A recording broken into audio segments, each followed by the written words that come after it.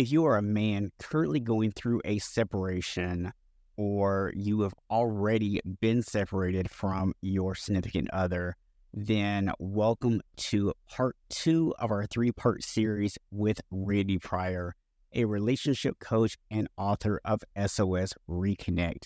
If you haven't listened to part 1 yet, I would suggest going back and listening to that episode first. But if you've already listened to that, then stay tuned, because Randy is going to be sharing with us the second mistake that he sees a lot of guys making that is making it difficult to reconcile their marriage. And that's coming up next, right here at Own Your Calendar. Welcome to Own Your Calendar, the go-to resource for online business owners, coaches, and course creators who want it all: a profitable business and the time and energy for yourself and the people and things you love most. I'm your host, Stephen Box, and I'm here to help you build the systems and habits that allow you to escape the chaos and start living life on your terms. Hey there, guys. Welcome back to Own Your Calendar, brought to you by Unshakable Habits. I am your host, Stephen Box. Today, we're continuing our conversation with Randy Pryor, a relationship coach, the owner of Hope for Separated Husbands, and the author of SOS Reconnect.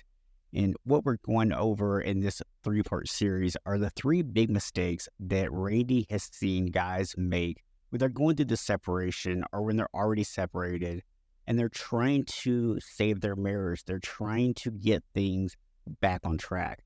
In part 1 of our series, we talked about mistake number 1, which is trying to change her mind.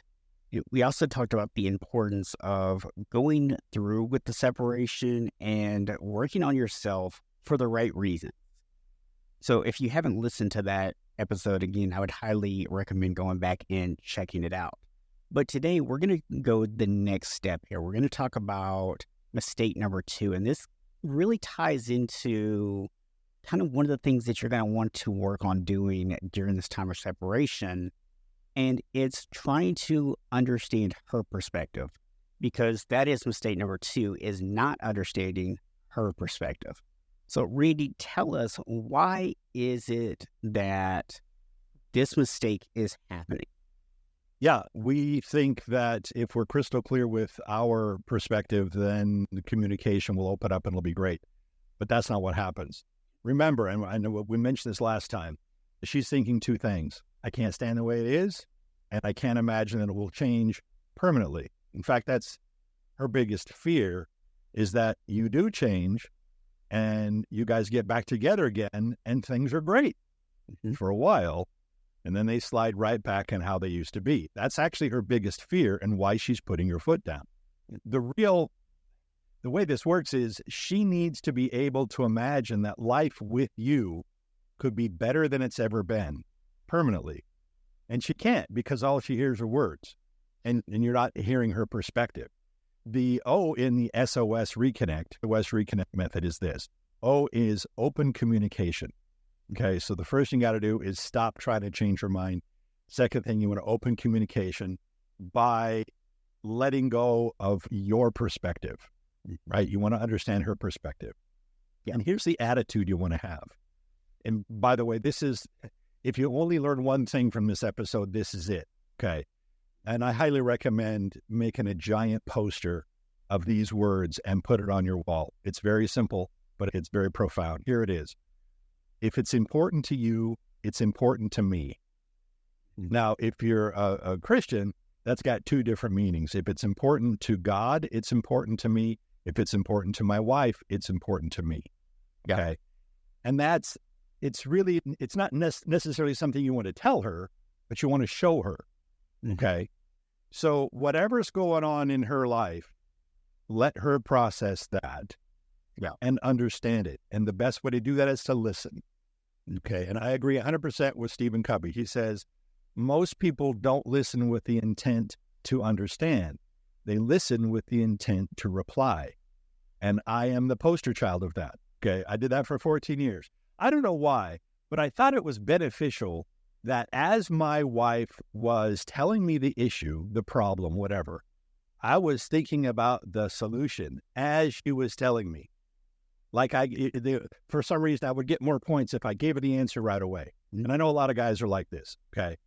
And honestly, that's about as stupid as you can be, because at no point was I giving her my full attention. Yeah, I was busy trying to figure out the solution, and that doesn't work, okay? We want to learn her perspective. Okay, we have to listen more. We have to be active about listening. And a quick little aside, if you have your phone on you or near you, put it away. I don't mean turn it face down. I don't mean put it aside. It's not even in eyesight, okay? And if you really want to get good at this, turn it off.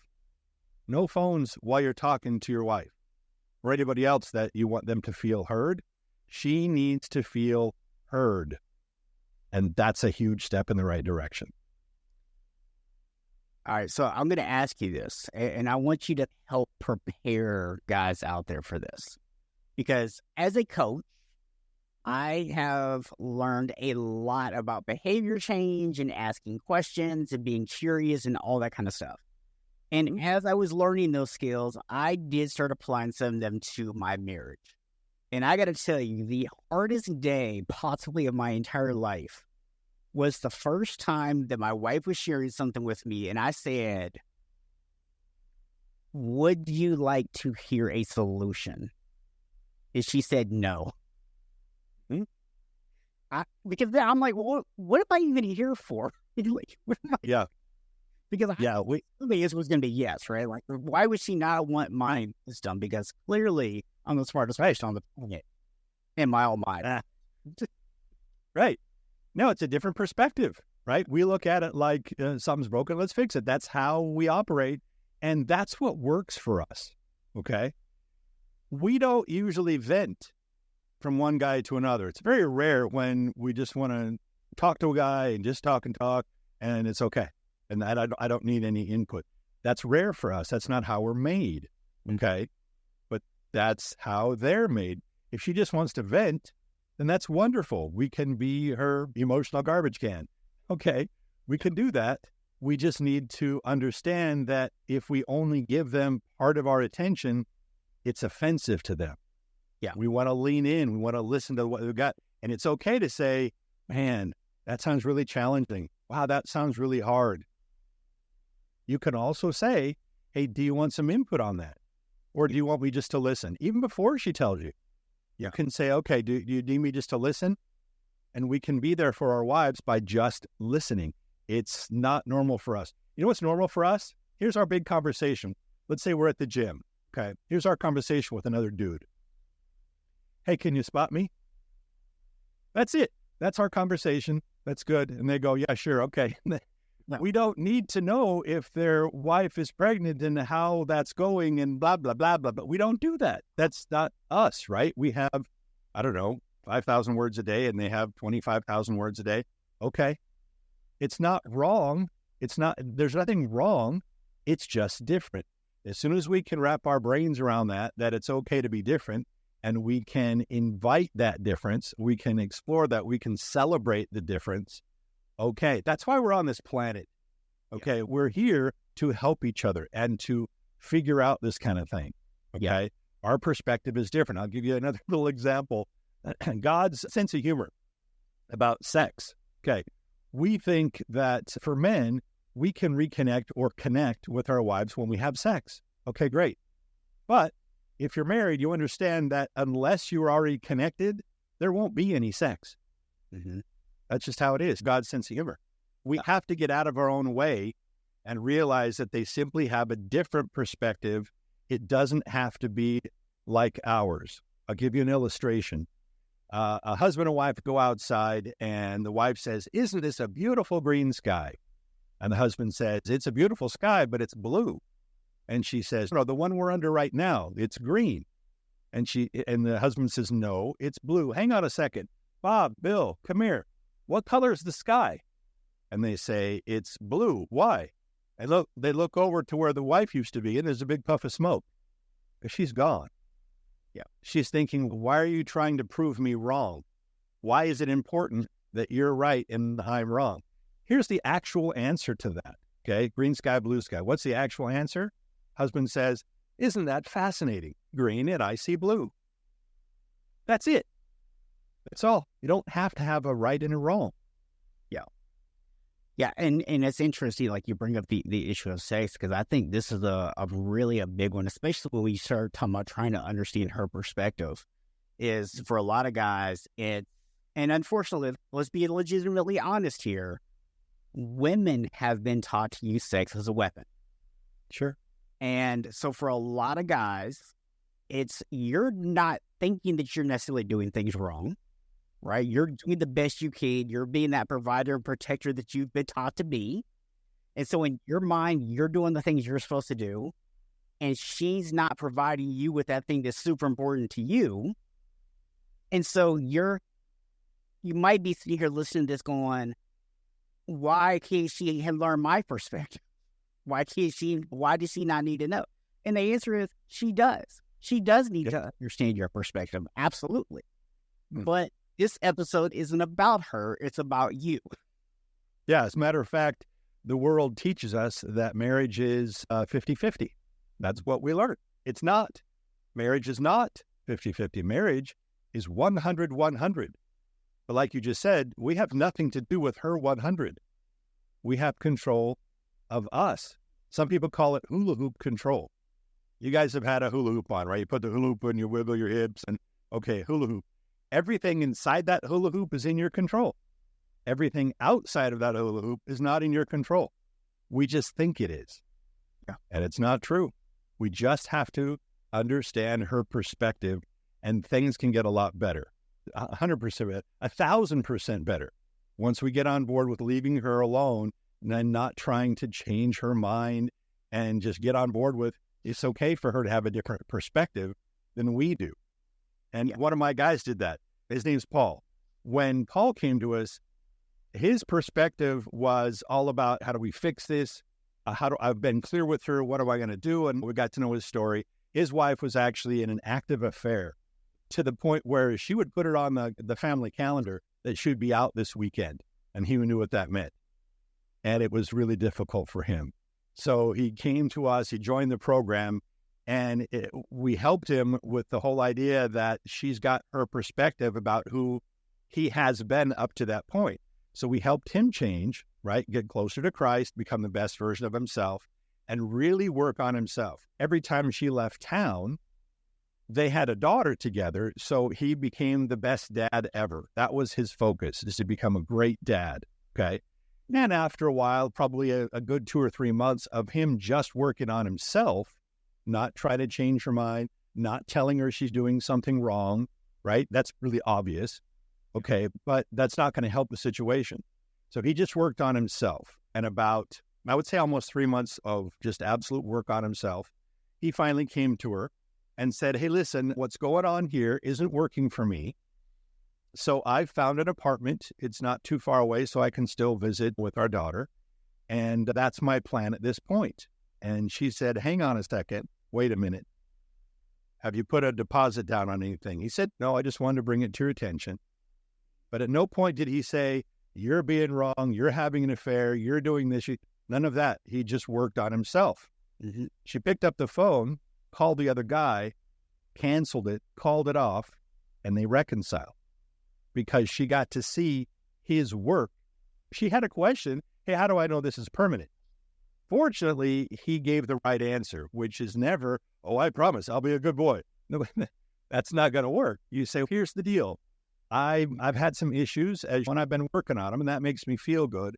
And I really like my new direction, and I have every intention of staying on this new direction, this new path for me. Yeah. And that's what works.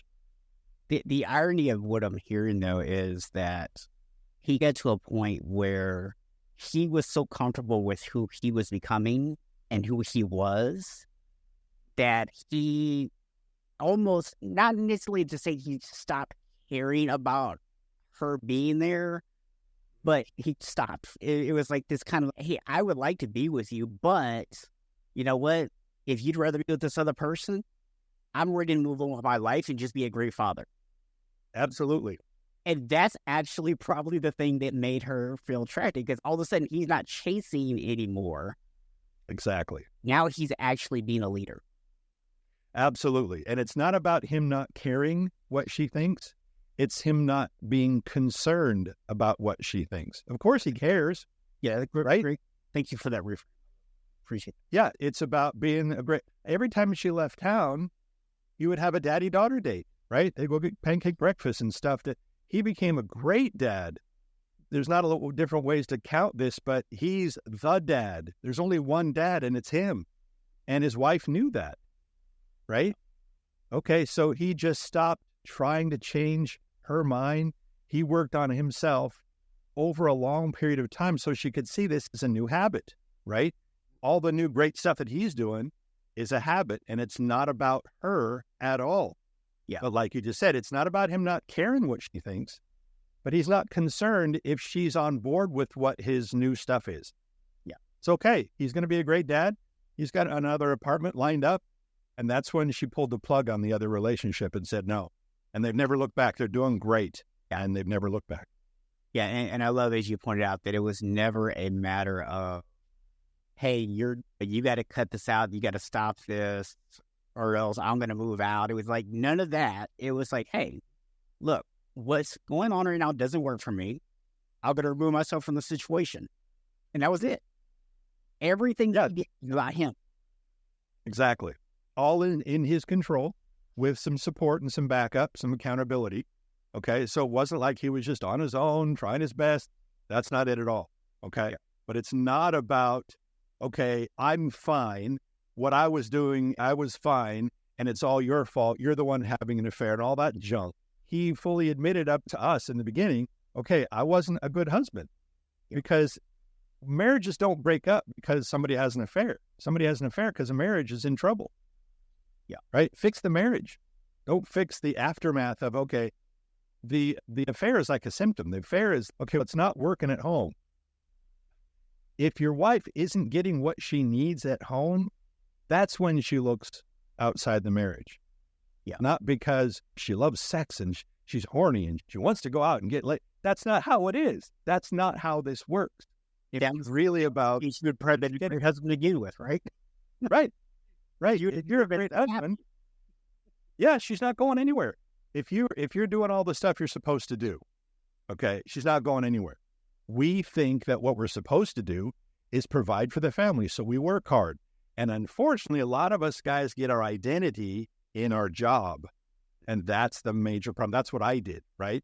I felt important because I had multiple companies and a big house and lots of cars and lots of money and all that kind of stuff, right? I thought that was important. That's what the world taught me. What's important is your relationship with Christ. 1,000 times, 1,000,000 times more important. But most guys don't learn that. So when you finally get that, when you understand my identity is in Christ, okay, that's something that I can work on. I can make that better, right? And then everything else gets easier. Yeah, absolutely. So if there's one single takeaway that you want people to leave today's episode with, what would it be? Understand that her perspective is equal to yours. It doesn't have to be the same as yours. If she sees a green sky, why do you need to prove her wrong? That's her perspective. Welcome it. Understand that she has an equal perspective, even if it's different from yours. Stop trying to change her mind. Stop. Here's the takeaway. Ask yourself, is this the hill I want to die on? 99% of the time, it's not. It's not. You don't have to have one person right and one person wrong. Yeah. Yeah. I saw this meme on social media recently that I think applies here. And it said, God took a rib from Adam's side, not his back, so that he can lead and she can follow, not his front so that she can lead and he can follow, but from his side so they can walk together side by side. I like it. So that wraps up our conversation on mistake number 2. But on part 3 of our series, we're going to cover mistake number 3, which is trying to make her happy. So make sure you guys tune back in for that. And as I said yesterday, if you would like to connect with Randy, his contact information is down in the show notes. And hey, while you're there, why not go ahead and share this episode with a friend who may need to hear it as well. So until the next episode, the final part of our 3-part series, this is Stephen Box reminding you, as always, today is a great day to break free from the chaos and start living life on your terms.